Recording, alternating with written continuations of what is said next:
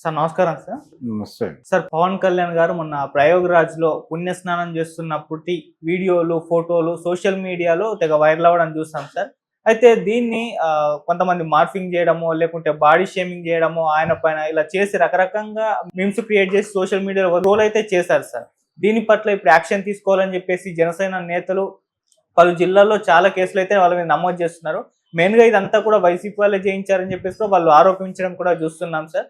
మరి ఇప్పుడు వైసీపీ అంటే గవర్నమెంట్ ఎలాగో కూటమి గవర్నమెంటే ఉంది కాబట్టి వైసీపీ ఎవరెవరైతే ఈ విధంగా చేశారో, ఈ విధంగా ట్రోల్ చేశారో, మార్ఫింగ్ చేశారో వీళ్ళందరిపై యాక్షన్ తీసుకునే అవకాశం ఏమన్నా కనిపిస్తుందా? మరి ఎంటైర్‌గా ఈ ట్రోలింగ్ కల్చర్ పైన మీ ఒపీనియన్ ఏంటి సార్? ట్రోలింగ్ కల్చర్ అనేది ప్రతి పార్టీకి కూడా ట్రోల్ సైన్యాలు ఉన్నాయి.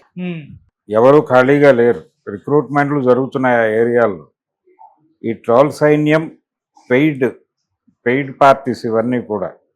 అంటే పెయిడ్ ఆర్మీ అనే అనాలి, సైన్యాలు ఇవి.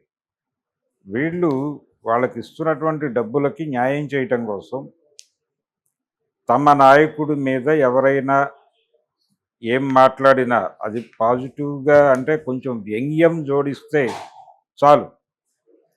వ్యంగ్యంగా కూడా కొన్ని సందర్భాల్లో ప్రశంస ఉంటుంది.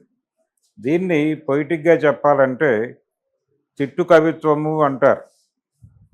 అంటే అదొక ధోరణి, అదొక స్టైలు. ఆ స్టైల్ వీళ్ళకి అర్థం కాక నిందాస్తుతి అంటారు. నిందాస్తుతి అంటే నిందలా అనిపించే స్తుతి. ఆ నిందాస్తుతి ఇలాంటి వాళ్ళు వింటే ఇది నిందేనేమో అనుకుని దాడి చేసే సందర్భం. వాడు పొగుడుతాడు, పొగట్టం కోసం నిందలాగా పొగుడుతాడు. అదొక వెరైటీ, అదొక రూపం, సాహిత్య రూపం. అది వీళ్ళకి అర్థం కాదు. అర్థం కాకుండా దాడికి దిగిపోవచ్చు. ఇంత ప్రమాదాలు ఉంటాయి ట్రోల్ సైన్యంతో. వాళ్ళ ఉద్దేశం, వాళ్ళ టార్గెట్ ఒకటే, ప్రతిరోజు ఒక కంటెంట్ ఏరుకోవాలి. ఈ కంటెంట్ అంటే వాళ్ళు ఏ నాయకుడికైతే పనిచేస్తున్నారో ఆ నాయకుడి గురించి ఎక్కడ ఏం మాట్లాడుతున్నారు, ఎవరెవరు ఏం మాట్లాడుతున్నారో దాన్ని ఎంపిక చేసుకుని వాళ్ళ మీద దాడి చేయాలి. ఇన్ని దాడులు చేశాం మేము అని చూపిస్తే వాళ్ళకి డబ్బులు వస్తాయి. ఇది జరుగుతోంది. ఇందులో భాగంగానే ఈ ట్రోల్ సైన్యాలు పుట్టి ఆ ట్రోల్ సైన్యాలు ఈ కార్యక్రమాలన్నీ నిర్వహిస్తున్నాయి, ఈ యుద్ధాలు నిర్వహిస్తున్నాయి. ఈ ట్రోల్ యుద్ధాలు జరుగుతున్నాయి. ప్రపంచ యుద్ధాలు జరుగుతాయా లేదా సంబంధం లేదు, కానీ ట్రోల్ యుద్ధాలు జరుగుతున్నాయి. మీమ్ యుద్ధాలు కూడా జరుగుతున్నాయి. మీమ్స్ గాడ్ అని చెప్పి బ్రహ్మానందం గారికి ఒక పేరు పెట్టారు ఈ మధ్య. అవును. మరి ఆయన ఏమైపోవాలి? ఆయన్ని ఎంత ఇష్టం వచ్చినట్టు వాడేసుకుంటున్నారు కదా. బాడీ షేమింగ్ ఏమిటి, రకరకాల షేమింగ్ చేస్తున్నారు ఆయన. అలాగే జగన్మోహన్ రెడ్డి మీద కూడా అనేకం చేశారు కదా. ఆయన్ని ఇమిటేట్ చేస్తూ ఒక లైవ్ క్యారెక్టర్ని డిజైన్ చేసి కొన్ని వేల వీడియోలు తీశారు కదా తెలుగుదేశం పార్టీ గెలవాలని భావించినటువంటి ఆ వర్గానికి చెందిన వాళ్ళు. మరి వాళ్ళ సభ్యతా సంస్కారాలు ఎక్కడికి పోయినాయి?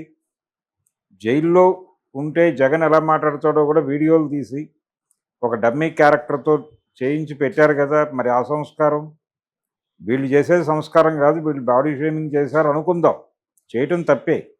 ఇది తప్పైనప్పుడు అది కూడా తప్పే కదా. జగన్ చెయ్యి పెట్టే విధానం మీద, జగన్ మాట్లాడే విధానం మీద ఎన్ని ట్రోల్స్ చేశారు, ఎన్ని షేమింగులు చేశారు. అలాగే లోకేష్ మీద కూడా ఎన్ని ట్రోల్స్ జరిగినాయి. ఆయన మంగళగిరి అనే పేరుని ఉచ్చరించటం రాని పరిస్థితిలో ఒక చోట మాట్లాడాడు ఆయన. దాన్ని పట్టుకొని ఎంత ట్రోల్ చేశారు అతన్ని.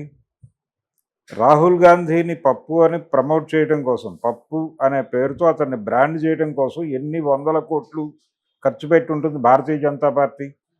లోకేష్ని పప్పుగా బ్రాండ్ చేయడానికి వీళ్ళంత ఖర్చు పెట్టి ఉంటారు, జగన్ సైన్యం. ఇవి జరుగుతాయి. ఇవన్నీ జరపటం కోసమే రెండు పనులు ఉంటాయి ట్రోలర్స్కి. ఒకటేమో తమ నాయకుడి మీద ఎవరైనా మాట్లాడితే వాళ్ళ మీద తక్షణ దాడి చేయటం ఒక ప్రోగ్రాం. రెండో ప్రోగ్రాం ఏంటంటే తమ ప్రత్యర్థుల్ని ఎక్కడెక్కడ రెడిక్యూల్ చేయడానికి అవకాశం ఉంటుందో అక్కడ ఇమ్మీడియట్గా రెడిక్యూల్ చేయాలి, అపహాస్యం చేయాలి. వాళ్ళు చేయకపోతే వాడు ఉద్యోగం సరిగా నిర్వర్తించినట్టు కాదు. వాళ్ళు మనల్ని ఈ నెలలో 30 సార్లు రెడిక్యూల్ చేశారు, మనం కనీసం 20 సార్లు కూడా చేయలేకపోయాం అని చెప్పి వీళ్ళ వీకెండ్ సమావేశాలు, మంత్ ఎండ్ సమావేశాల్లో రివ్యూలు ఉంటాయి. అందుకని వీళ్ళు ప్రోగ్రామ్గా చేస్తారు, ఫోకస్డ్గా చేస్తారు.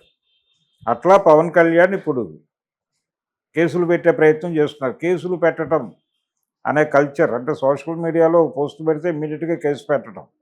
ఈ కేసులు కూడా ఎలా పెడుతున్నారు, మన రామ్ గోపాల్ వర్మ గారు చెప్పినట్టు ఒక 7-8 ప్రాంతాల్లో పెట్టించేస్తారు. పార్టీ క్యాడర్ ఉంటుంది కాబట్టి.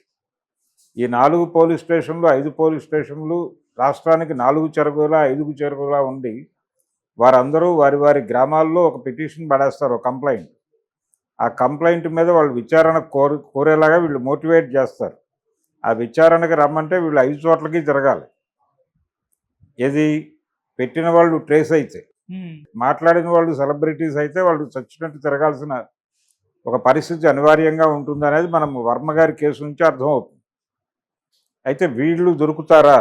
ఇప్పుడు ప్రస్తుతం ఈ బాడీ షేమింగ్ చేసిన వాళ్ళందరూ అంత ఈజీగా ట్రేస్ అవుతారా అనేది చూడాలి. అందులో కొంతమంది ట్రేస్ అవ్వచ్చు, ట్రేస్ కాని వాళ్ళే ఎక్కువ మంది ఉంటారు. ట్రేస్ కాకుండా జాగ్రత్తలు తీసుకునే ఈ దాడులకు తెగబడతారు.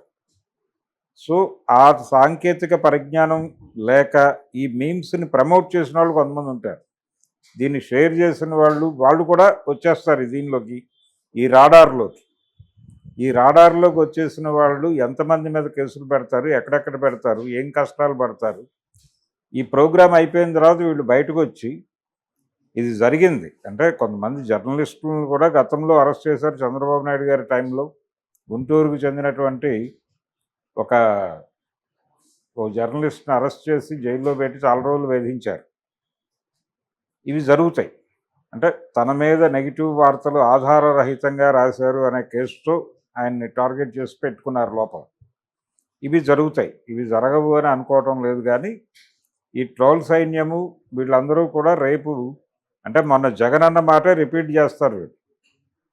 ఓకే, మా మీద కేసు పెట్టారు, బాగానే ఉంది, రేపు రాబోయేది మా రాజ్యమే, మేము అప్పుడు మా దగ్గర ఈ కంటెంట్ కూడా ఉంది అంతా, మీరు మా మీద ఎన్ని చేశారో ఆ కంటెంట్ ఉంది మా దగ్గర, మా ప్రోగ్రామే అది కాబట్టి, సో ఆ కంటెంట్ మీద మేము కూడా కేసులు పెడతాం, ఇప్పుడు మీరు పెట్టండి అప్పుడు మేము పెడతాం. అంటే ఇది నిరంతర ప్రక్రియగా నడుస్తూ ఉంటుంది అనేది అర్థం అవుతుంది. ఇది తప్ప దీనివల్ల సాధించేది ఏమి ఉండదు. దాన్ని వదిలేస్తే బెటర్. అది జరుగుతుంది, వీళ్ళు చేశారు వాళ్ళు చేస్తున్నారు. ఇది నిరంతర ప్రక్రియ. ఇరు సైన్యాలు మోహరించున్నప్పుడు యుద్ధంలో యుద్ధనీతి ఉంటుంది తప్ప ఇంకో నీతి ఉండదు. యుద్ధనీతి ప్రకారమే యుద్ధం నడుస్తుంది. యుద్ధనీతిని ఇంకో నీతితో సమీక్షించడం అనేది కుదిరే వ్యవహారం కాదు. దీన్ని యుద్ధంగా ప్రొజెక్ట్ చేయడానికి వాళ్ళకి భయం, ఇబ్బంది. అవతల వాడికి ట్రోల్ సైన్యం ఉందంటే మీకున్న సైన్యం ఏమిటి అంటాడు వాడు. ఇది జరుగుతోంది. మాకు అభిమానులు ఉంటారు, మీకు సైన్యాలు ఉంటాయని మాట్లాడతారు. అభిమానులైనా సైన్యమైనా ఏదైనా సైన్యం, వీళ్ళందరికీ కూడా పేమెంట్స్ ఉంటాయి చాలా క్లియర్గా. ఈ ముఠాలు అవి రహస్య వేదికల మీద యుద్ధాలు చేసుకుంటాయి. ముసుగు దొంగలు వీళ్ళందరూ. వీళ్ళు అన్ని పార్టీలకి ఉన్నారు, ఈ పార్టీ ఆ పార్టీ అని కాదు, అన్ని పార్టీలకి కలరు. కాబట్టి అది ఈ ముసుగు దొంగలు ట్రేస్ అవుతారా? వర్మ గారు ట్రేస్ అయ్యాడంటే ఆ గొడవ వేరు. కొంతమంది ట్రేస్ అవుతారు. వీళ్ళు ఇప్పుడు కేసులు పెట్టడానికి ఎవరు ట్రేస్ అవుతారు అనేది క్యూరియాసిటీ. మంచిదే, కల్చర్ని ప్రమోట్ చేస్తున్నట్టుగానే భావించాలి. ఇప్పుడు తెలుగుదేశం ఏ కల్చర్ అయితే ఫాలో అవుతుందో అదే కల్చర్ కూటమి భాగస్వామి కాబట్టి జనసేన కూడా పాటించాలి. ఆ జాబితాలోనే ఇది కూడా ఫాలో అయిపోయి కేసులు పెట్టేస్తాయి, వర్కౌట్ అయిపోతుంది. కొన్ని కేసులు పెడతారు, రేపొద్దున వాళ్ళు తిరుగుతూ ఉంటారు, జనసేన గురించి మాట్లాడతారు,